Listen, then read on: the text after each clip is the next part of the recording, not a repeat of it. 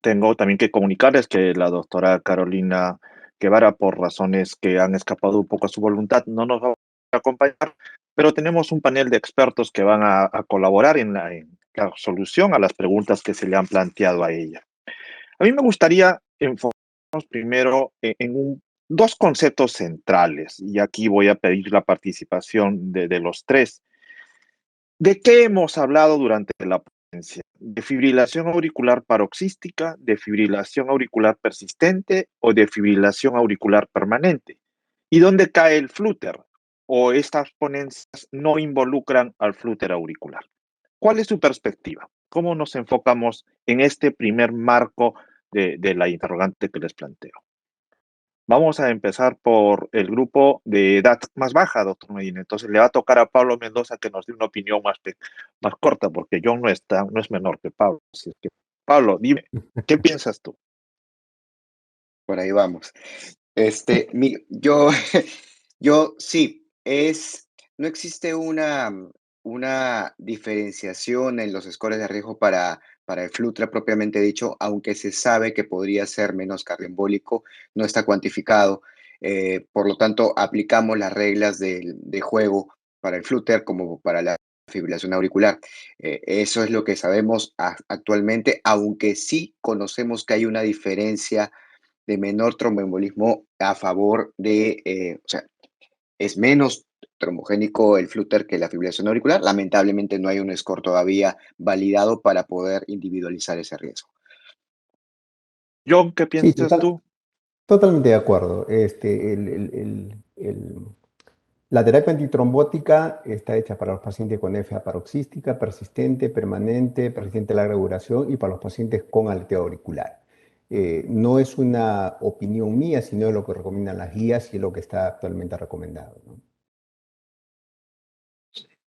Sí, yo ¿De diría acuerdo, que hay doctor que ser Medina? enfático en eso, lo que ha mencionado el doctor Salinas, que es muy importante. No importa, eso ya está superado, no importa qué tipo de FA es, si lo está diagnosticada, estratifiquen punto y finalmente anticoagulen. Y lo que pasa con el flúter es sencillamente falta de información. No hay tantos casos, no hay tantos miles y cientos de miles de flúters reclutados para que lo puedan ustedes seguir a ver qué le pasa. Sí, fisiopatológicamente, y ustedes son mucho más duchos en este tema, saben mucho más que yo sobre este tema, cómo se comporta electrofisiológicamente un flúter para que pueda significar el tema pues, de que puedan generar eventos protrombóticos. Pero recordemos que si la aurícula está comprometida, va a inducir a cambios fibróticos, va a inducir a cambios inflamatorios y por lo tanto es un terreno proclive a embolizar, proclive a generar trombosis. No en la misma magnitud que la FA, obviamente, eso sí está sólido, eso es muy claro de entender, pero como no hay suficiente evidencia, no hay estudios clínicos y como es menos frecuente probablemente o somos incapaces de demostrarlo claramente, por eso es que no se les hace un capítulo aparte. Y las guías son más salomónicas y dicen, ya sabes qué, júntalos en ese paquete y trátalos igual, porque evidentemente sí han reportado embolismo por flúter, que sí lo hemos visto. Claro. De acuerdo, Y yo creo que lo creo que que más importa sí, es el CHAS-VAS, ¿no? O sea, recordar que lo que nos debe marcar es el CHAS-VAS, ¿no? Para hacer la de acuerdo, O anticoagulación. la de acuerdo. edad, que es el debate. Yo estoy proclive a los Ahora 50. vamos, ahora vamos allí, pero no, saquémonos este falso también concepto de que el flúter siempre viene solo, por el contrario, no basta agregarle un criterio como la hipertensión arterial para asumir que el paciente ya tiene entre 30 y 40% de probabilidades de hacer fibrilación auricular en los siguientes 2 años. Entonces, no nos confiemos con el flúter, aunque Pero a podría mí me gustaría que individualizarse. me gustaría que Bien, ustedes me aclararan, ustedes expertos en electrofisiólogos, yo estoy en desventaja, soy 3 contra uno, pero el tema acá es, siempre escuché de grandes maestros, tuve el honor de tener muy buenos maestros de cardiología, y me decían ellos enfáticamente, estábamos hablando pues hace 30 años, fibrilo flutter no existe. ¿Qué opinan de eso? no existe, doctor. Pablo, a ver, dale una clase en un minuto de fisiopatología electrofisiológica. Lo que pasa es que el mecanismo de acción, y uno lo puede graficar cuando colocamos los catéteres en el interior del corazón y podemos ver la actividad caótica que se ve en una fibrilación auricular y la actividad ordenada que se ve en un flúter auricular. Si bien es cierto, electrocardiográficamente puede parecer una señal de flúter, unas ondas F muy bastante organizadas, hay momentos en que la fibrilación auricular parece organizarse. Y en el electrocardiograma nosotros podemos ver las señales auriculares parecidas a las que vemos en el flúter auricular. Claro que hay maneras de reconocer la diferencia entre uno y otro. A mí, yo creo que sirve mucho a veces ver los trazados intracavitarios para poder definir qué tan organizada está la aurícula y la contracción auricular durante un flúter real en ambas aurículas con respecto a la fibrilación auricular, que es un desorden totalmente caótico de la actividad auricular De acuerdo. durante la presencia de... Ahora, un paciente con flúter, claro que puede hacer fibrilación auricular de un momento a otro, ¿no? Incluso puede pasar de fibrilación auricular a flúter en un mismo estudio electrofisiológico.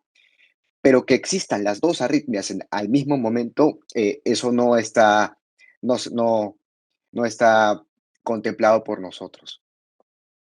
No sé si John tiene Correcto. otra No, opinión. no, totalmente de acuerdo. O sea, el concepto ese que en el electro puedo ver FA y flúter en el mismo electro, yo te diría casi imposible, ¿no? Lo que sí es cierto, lo que decía, es que un paciente puede hacer flúter ahora y en otro momento puede hacer fibrilación auricular y eso sí, sí lo hemos visto, ¿no? Pero justamente traje a la mesa eso porque usted ya me está dando la razón. Es complejo, no es tan sencillo, porque necesita pues estos cablecitos que ustedes usan. Por lo tanto, eso significaría que en muchos casos que aparentemente eran flúter, en realidad son fibriladores. Y por eso que se comportan Correcto. con riesgo embólico importantísimo. Y esa es una de las razones por qué Claro, mejor es, ante tanta complejidad, mejor prácticamente los junto y los protejo de la misma manera porque no tengo esa sofisticación. No siempre voy a poder poner esos catéteres intracavitarios para hacer exactamente es o no es un flúter puro. sí, lo que pasa es Las que guías cumplen justo ese concepto, ¿no? Las guías cumplen el concepto de simplificarnos esa toma de decisión. Pero creo que hemos tenido ya el enfoque acerca de este tema y para irnos también acercando a los temas de discusión y las preguntas de nuestro auditorio. Una siguiente pregunta para los tres, luego los voy a ir individualizando. La edad. Hay varios asistentes que nos dicen, ¿hasta cuándo anticoagular?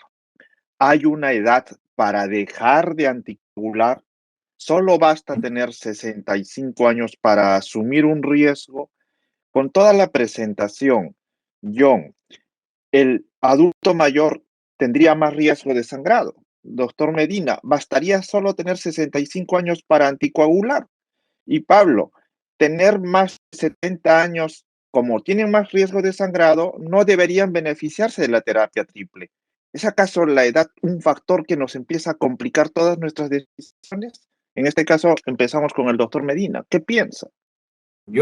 Más bien lo simplifica el criterio con estas dos publicaciones recientes, y hay muchos más, donde 66 años salta a 74 y triplica su riesgo de stroke. Entonces, el de 66 años es una papa caliente. Es una papa caliente. Entonces, no puede ser, porque si yo le aplico el score estricto, me saldría un punto.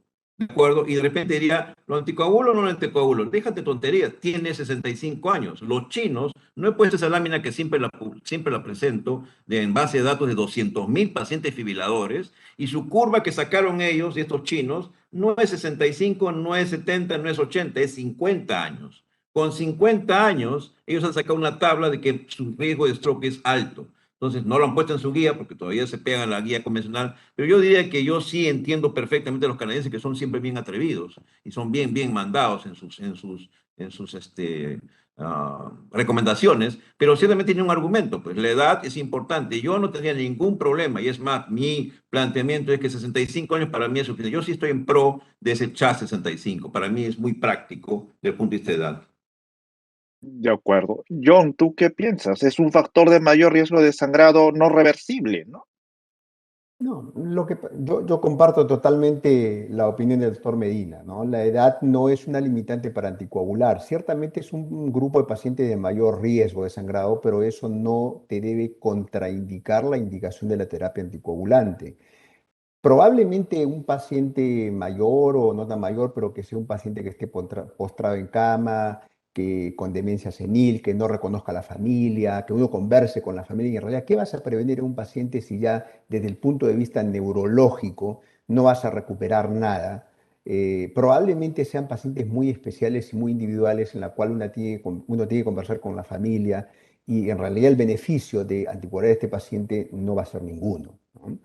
Pero son pacientes, casos muy especiales. Yo creo que la edad para mí no es una limitante, no para mí, te dicen exactamente las guías, y uno debe establecer la terapia anticoagulante siempre y cuando el paciente esté lúcido, y esté un paciente eh, que se desempeñe mínimamente. Uno tiene su papá de 100 años y si tiene un alto ritmo embólico, uno no quiere que haga un evento embólico porque puede ser obviamente el último evento que haga mi paciente, ¿no? Entonces, definitivamente la edad para mí no es una limitante. De acuerdo. Sí, en ese paciente probablemente tengo que tener mucho más cuidado de los factores modificables que pueda yo echar a mano como para evitar que el paciente haga un evento de sangrado, ¿no? Si hay hipertensión, tratar que esté bien controlada su hipertensión, hacerle la protección gástrica, es decir, de tomar todas las medidas necesarias para que evitemos un sangrado que puede ser predecible, ¿no? De acuerdo. Pablo, ¿la edad es un factor a considerar dentro de la anticoagulación en el contexto de la enfermedad coronaria? ¿Hay alguna información sobre eso o simplemente tú haces un Sí, evento, tu edad independiente decide el tratamiento? o sea, si nos basamos nosotros en los ensayos que nos avalan el uso de la terapia dual, de la triple terapia, estos algunos incluyeron hasta el 80% de pacientes eran mayores de 65 años en algunos de los ensayos, y el grupo de 75 correspondía al 20-30%. O sea, no es una población que no fue estudiada en estos ensayos, ¿no? Entonces, no es una limitante, por supuesto que no, es una, más bien, son los pacientes más vulnerables a hacer los otros eventos, ¿no? Los otros eventos isquémicos e incluso las complicaciones. Recordemos que mucho de la necesidad de usar una terapia triple es la complejidad de las lesiones y del procedimiento. Conforme pasan los años, pues las lesiones se vuelven más complejas de trabajar, más calcificadas para los hemodinamistas. Eso por un lado. Y por otro lado, que claro que tenemos un rango de tiempo de uso de terapia triple que va de, como lo mencionamos, desde una semana hasta un mes. En pacientes que también tienen un riesgo mayor de sangrado, se busca acercarnos más a la semana y menos al mes de anticoagulación. Se toma en cuenta, pero no para no anticoagular, sino para dosificar el tiempo de la triple terapia. Yo De sería muy acuerdo. enfático en todo esto que se ha mencionado y aprovechando que tenemos una audiencia, ojalá que sea mucha para que escuche este tema central. La edad definitivamente no es, si bien es cierto para que tengas tus precauciones, pero no es el criterio. Lo que importa es la fragilidad propiamente. Eso es lo que tenemos que aprender. A veces no estamos muy entrenados en eso. Pidamos ayuda a un internista, pidamos ayuda a un geriatra que nos diga, pero uno lo puede mirar, uno se puede dar cuenta. Y la fragilidad sí es un criterio importante. Si es extremadamente frágil, terminal, ya no lo toquen a ese paciente. Pero si no lo es, anticoagulen. A mí me enseñó mucho una paciente que la incluí en un ensayo y tenía 90 años cuando ingresó, propiamente, arequipeña, fuerte la señora, muy fuerte. Yo tenía mis temores en Buenas aquella época, épocas. anticoagularlo o no. Duró hasta los 105 años la señora. Entonces, ¿qué hubiera Claro. pasado si yo me hubiera arrugado y hubiera dicho, no, no, el anticoagulo me da miedo, 90 años mejor no? En esa época no había estos estudios que les he presentado ahora, no había esos estudios. Entonces uno decía, 90 años anticoagular, qué loco, no, no, no anticoagules. Pero miren, duró 105 años. Si yo no lo hubiera anticoagulado, se estaba jugando con 10% de tasa de stroke por año, o sea, se iba a morir antes de los 100 años de un stroke.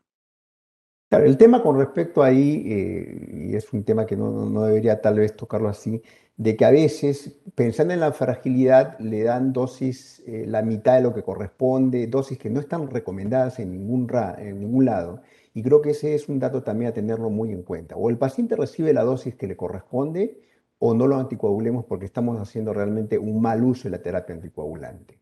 Eso de De usar acuerdo. un cuarto de pastilla o media pastilla no está en ninguna guía escrito y eso realmente debemos erradicarlo, ¿no?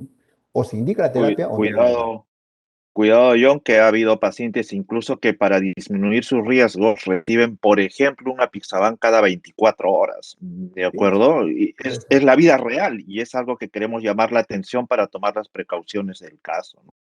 De Una acuerdo. pregunta también para los tres, una visión rápida, por favor. ¿Cuál es el rol del enoxaparina o de las heparinas de bajo peso molecular en esa transición a los procedimientos quirúrgicos? ¿Realmente cumplen una función? John, tú has hecho esta ponencia, Carolina nos dio ya una apreciación del prequirúrgico de los pacientes, pero tú como electrofisiólogo, ¿qué les recomiendas a tus pacientes? Sí, también de todo hemos ido aprendiendo con el tiempo, ¿no? Yo creo que hacer las terapias puentes en realidad lo único que hacen es que nuestros pacientes sangren más, nos hagan más hematomas, tengan mucho más complicaciones. Yo creo que todos los procedimientos, ya es un concepto general. Aún así, todavía estamos viendo que hay indicaciones de que le suspenden el anticoagulante oral. O sea, yo por ahí, digamos, hasta ni la warfarina ya se ha demostrado que se debe hacer puentes. Teniendo un INR cercano a 2 es suficiente para hacer las intervenciones y depende del tipo de intervención también, ojo. Pero pasar un anticoagulante oral a enoxaparina creo que es un error muy, muy grande que estamos cometiendo, ¿no? Yo creo que podemos tranquilamente o suspender una dosis antes. Acuérdense que todos los estudios que hemos presentado con respecto para ablación, para implante de marcapasos, eran sin haber suspendido la terapia anticoagulante. Eh, en la práctica se dice muchos, y se lo comentan ahí en los congresos, de que algunas veces se deja de tomar una dosis antes del procedimiento, pero los estudios fueron hechos sin suspender la anticoagulación. Así que definitivamente la terapia puente no hay que usarla, no sirve, no beneficia al paciente y tampoco nos da tranquilidad a nosotros los médicos. De acuerdo. Doctor Medina, un concepto, la anemia, ¿no? Se ha discutido bastante sobre el potencial signo de alerta que tendría que ser la anemia para parar el inicio de una anticoagulación. Eh, me gustó mucho la diapositiva que usted presentó. ¿Podemos entonces decir que no es un criterio para detener una anticoagulación? En verdad es un tema interesante. Muchas veces cuando hacemos nuestras rondas decimos, bueno, sácale el Hasbled, ¿cuánto te sale? Y cuando sale anemia, vuela el Hasbled. Entonces uno dice, "Pucha, entonces no podemos anticoagularlo o tenemos que tener mucha precaución". Uno, si hay anemia aguda, si hay un sangrado activo, obviamente se descalifica. Pero la anemia lo que hay que hacer es el esfuerzo mayor por investigar si no hay un sangrado activo, de dónde está saliendo esa anemia. De hecho, con este estudio fascinante de Apixaban de 3.000 pacientes publicado en este año, muestra justamente que ya no tomen a rajatabla que con una anemia severa o moderada no lo voy a anticoagular. Si obviamente ese paciente no está sangrando y de repente es una anemia crónica y no es para que no lo anticoagulen al paciente. Es otro de los criterios que ha ido cambiando. Por eso se quedaron dos criterios, el de fragilidad y anemia, caídas y anemias. Fueron los temores, por eso puse yo ese título de los temores de no anticoagular. Y yo creo que eso hay que pensarlo bien. Claro, lamentablemente necesitamos ayuda, necesitamos de un buen gastroenterólogo para que nos diga, oye, no hay un sangrado oculto, hazme ese diagnóstico de inmediato, dime si no está sangrando para poder anticoagularlo, porque este paciente va a embolizar, este paciente se va a morir. Entonces, eso es un tema importante que ha cambiado, eso ha cambiado muy recientemente porque se tomaba como un criterio que no. Claro. De Y otra acuerdo, de cosa, acuerdo. la anemia no es un criterio para no anticoagular o para suspender la terapia anticoagulante. Lo que se debe tener con la anemia es mucho más cuidado con este paciente porque es más probable que sangre que aquel paciente que no tiene anemia. No es para suspender la terapia De acuerdo. anticoagulante, En todo caso es optimizar el seguimiento, tal optimizar las cual, precauciones, ¿no? No dejar solo a ese paciente. tal cual. Pablo, en el contexto de la terapia triple, estamos entre el conflicto europeo y el americano, ya estamos un poco cansados de todo ello, ¿no? Son 7 días, un mes. Por favor, quisiera que hagas énfasis en cuál es ese punto o criterios para optar por una de las dos decisiones. Sí, yo creo que el último documento está, el europeo, está bastante de acuerdo a lo que dice también el colegio americano, ¿no? En todos, por defecto, se sugiere que después de una angioplastía, ya sea electiva o sea aguda, el paciente tiene que recibir la terapia dual más la aspirina, o sea, la terapia triple, mientras esté hospitalizado, idealmente hasta la primera semana, idealmente. Solo en casos excepcionales, cuando la lesión es de muy alto riesgo aterotrombótico, como la diapositiva que les presenté, que sea un paciente que ya previamente ha tenido trombosis stent bajo efecto de antiagregante, o que ha tenido un evento coronario agudo, o que ha tenido unas lesiones que han requerido 3 stents, lesiones muy complejas. Solo en ese caso se puede considerar ampliar esta duración de una semana hasta un mes. Pero creo que lo más práctico es a todos una semana o máximo, y solo en casos muy especiales y particulares considerar hasta un mes. Que eso no se basa en ensayos clínicos, eso se basa en observaciones que hemos tenido en cuanto a los sangrados y a la duración de la triple terapia en base a warfarina, no en base a anticoagulantes directos. De acuerdo, de acuerdo. En todo caso, lo que tú nos planteas es que más que ser divergentes, este es un margen que nos aproxima a darle más seguridad en la individualización de Sí, esa franja de tiempo, ¿no es cierto? De acuerdo. Voy a hacerles una pregunta más a cada uno para ser respetuosos del tiempo y por favor les agradecería que seamos muy puntuales. Pablo, para finalizar, tienes un paciente de 64 años que hace un primer evento de fibrilación auricular en el contexto de un evento coronario agudo. Le han colocado dos y se pregunta, ¿tiene que ser anticoagulado el paciente? ¿Tiene riesgo por haber hecho fibrilación auricular en el contexto del síndrome coronario agudo? sí. Solo tiene ¿qué chascas 64 tiene? años. 64 años. Bueno, dislipidemia, apnea sueño si quieres, pero nada más.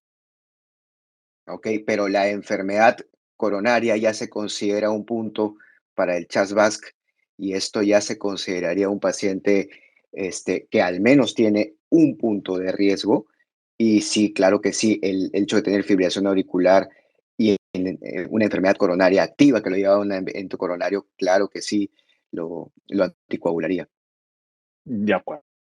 Perdón, ¿puedo, Eso puedo ahí dar resaltar. Sí, una opinión? Sí, sí, Yo creo al que toque. sí, por lo menos al comienzo sí hay que anticoagularlo. Probablemente después me tome el tiempo para estratificarlo mejor, ver la aurícula, ver otras cosas, pero creo que en el momento agudo hay que anticoagular a ese paciente por lo menos, no sé, un mes, 2 meses, y podemos ir modificando probablemente más adelante, ¿no? Pero creo que en el momento sí hay que anticoagularlo. De acuerdo. Ese tema que estás planteando, Coco, es un tema muy complicado porque tú puedes adjudicarle que ha hecho una FA por el evento síndrome coronal agudo y efectivamente puede uno hacer una FA por síndrome coronal agudo.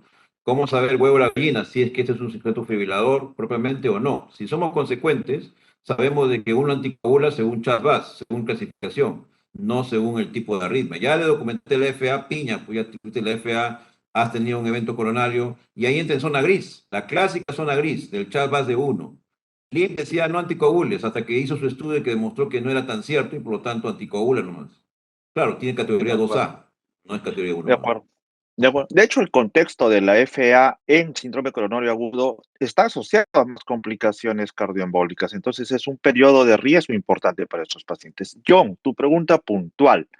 ¿Cuántas veces has salido a- a- con mucha premura solicitando el reversor del anticoagulante específico? En Nunca. estos casi 40 años que tienes de electrofisiólogo, ¿cuántas veces te tocó hacer eso? Nunca, nunca, nunca. Te voy a contar mi experiencia. Un solo caso en el hospital militar de un paciente que estaba tomando Dabigatran, y había que operar una apendicitis aguda. Me llamaron, inmediatamente trataba de conseguir el agente reversor. Bueno, no estaba en el hospital. Yo había hablado con laboratorio para que dejaran el agente, nunca lo dejaron, nunca pudimos usarlo. El paciente se operó y no pasó, no tuvimos ningún problema, ¿no? De Lamentablemente yo acuerdo. creo que el tema con el reversor de Dabigatran es que está y no está, porque algunos tienen accesibilidad probablemente, pero por ejemplo el hospital donde yo trabajo no lo tenemos, ¿no? Entonces, No, para pedirlo, tiene que estar en la emergencia, si no, no lo puedes usar. Y es como no tenerlo. correcto, correcto. Y te comparto, nosotros lo tenemos 8 años en la institución y solo Y no lo han tuvimos una usado. expectativa armada de poder utilizarlo, pero ni siquiera en un procedimiento cardiológico invasivo tuvimos la necesidad de utilizarlo, ¿no? Entonces, Es que el mensaje probablemente sea, yo creo que los agentes reversores han nacido para fenecer, porque en realidad uno no está pendiente de tener el agente reversor para indicar un anticoagulante oral directo. Son muy, muy de seguros, ¿no? acuerdo, Yo de creo que acuerdo. ahí hay que ser muy claro, ¿no? Las guías son enfáticas y más o menos han ordenado el tema, pero anecdóticamente recuerden que para hacer ese estudio tuvieron que juntar 35 países y pudieron reclutar con las justas miserablemente 500 pacientes. No pudieron reclutar más Tal cual. pacientes que pudieron tener los criterios. Para que tengan una idea, eso no significa que seamos unos piñosos y sí te toque. Cuando te toca, ahí te quiero ver a ver cómo vas a hacer. Pero felizmente, y tenemos que dar gracias a Dios de eso, de que es infrecuente, pero no imposible. Entonces, las reglas están claras. Lo importante dar el mensaje para la audiencia, si es que hay algún sobreviviente todavía a esta altura de la noche, es de que no hay que indicarlo en forma inapropiada. Solamente hay dos indicaciones formalmente: sangrado que compromete la vida o el sujeto que tiene que operarlo de emergencia. Punto. No, no hay otra Tal cual. situación. Tal cual. Doctor, han aumentado más el número de preguntas, pero quiero terminar con usted. Nuestra última interrogante. El inicio de la anticoagulación en ese periodo, especialmente de los 30 primeros días, puede estar relacionado con complicaciones. ¿Es razonable iniciar la anticoagulación, por ejemplo, en alguien que tiene presión arterial de 150, 95 y tiene 70 años? ¿Cuál es la importancia de haber controlado bien la presión arterial para tomar mi decisión de iniciar la anticoagulación? Bueno, sí está claro que los documentos están clínicamente cuando hay una presión que es extremadamente peligrosa y riesgo también de problemas, de complicaciones. Pero son niveles bastante más altos, ¿no? Estamos hablando de un nivel de 180 de sistólica o 110 de diastólica, pero recuerden que es un problema relativamente menor. Ustedes pueden controlar muy fácilmente la presión arterial y ya no es un impedimento, no debe ser un impedimento. Hay mucha gente que sí le tiene temor. No, es un hipertenso que no está controlado, no lo puedo anticoagular, voy a controlarlo. ¿Cuándo lo vas a controlar? En 2 semanas. Y en 2 semanas sí se va a estroquear, pues. Empieza el De medicamentos y punto, no hagas tanto lío. Demuestra que, salvo que acuerdo. sea una emergencia hipertensiva, que es otro tema, pero si no es emergencia hipertensiva, ni siquiera urgencia, sino emergencia hipertensiva, anticoagula nomás y no discutas. De acuerdo, de acuerdo. Bueno, colegas, muchísimas gracias por su participación. Quiero agradecer al laboratorio Pfizer por darnos la oportunidad de hacer una reunión académica sin ningún tipo de restricciones, con una libertad científica que es lo que vale. Nuestro afán es tratar de transmitirles un poco de la experiencia, pero también de la disquisición de toda la información, del cúmulo de información que nos ha llegado. Pablo nos ha presentado 6 guías, 7 guías para un solo tema. Es increíble y todas en dos años de aparición, ¿no? Solo nos queda agradecerles. Muchísimas gracias, Ani, por la oportunidad. El día de mañana los invitamos a la jornada de la Sociedad Peruana de Cardiología, que durante el transcurso de la mañana habrán temas muy especiales y una serie de discusión de casos clínicos. Muy buenas noches con todos y espero que les haya sido bastante provechosa esta reunión. Un fuerte abrazo para ustedes. Gracias.